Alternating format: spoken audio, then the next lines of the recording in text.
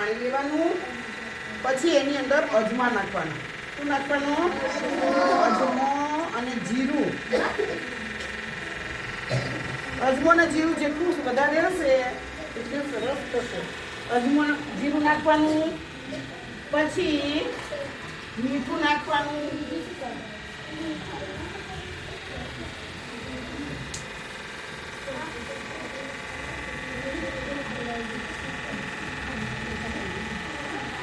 બરાબર. પાપડીઓ ખારો. અત્યારે આપણે શું નાખ્યું અંદર? મીઠું, અજમો અને નાખીશું મરચાં, લીલા મરચાં.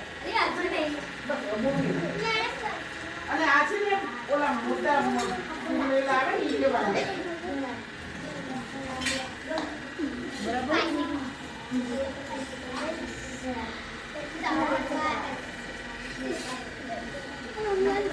આપણે ડબ્બો બનાવ્યો છે, આવો બનશે. આટલું તો બનાવ્યું છે, પણ તમને શીખવવા માટે છે. એક ઘાસ થઈ જાય આપણો, પછી આપણે બધા ભેગા મળી અને પાપડીનો લોટ ખાઈશું. પાપડીનો લોટ થઈ જાય પછી આપણે એના કોળિયામાં નાખી અને તેલ અને મરચું નાખી અને આપણે